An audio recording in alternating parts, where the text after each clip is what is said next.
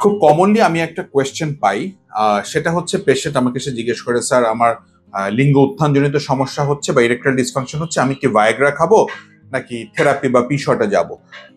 তো একটা কথা এখন এই প্র্যাকটিক্যাল এক্সপিরিয়েন্সের প্রেক্ষিতে আমি বলি, ভায়াগ্রা কিন্তু একটা ওষুধের ট্রেড নেম, যেটা হচ্ছে আমরা সিলডেনাফিল বলে থাকি। এই গ্রুপের আরো কিছু ওষুধ আছে, টাডালাফিল, ভার্ডালাফিল, আরো এই জাতীয় ওষুধগুলো, এবং যেগুলিকে আমরা বলি PDE5 ইনহিবিটর। যেটা করে কি, আমাদের লিঙ্গের ওই জায়গাতে যে রক্ত নালীগুলো আছে সেগুলোকে সাময়িক ভেজোডাইলেশন করে, মানে প্রসারিত করে। তো প্রসারিত করে এটা ব্লাড ফ্লো বাড়ায় এবং ইরেকশন বা লিঙ্গকে শক্ত করে।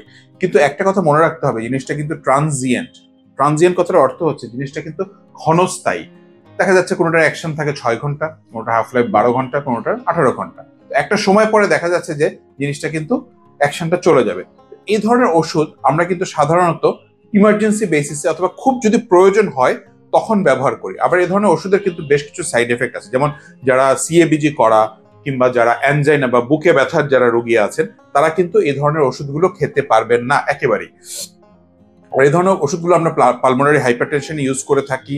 আবার এগুলো কিন্তু ব্লাড প্রেশারকে সাডেন ফল করায়।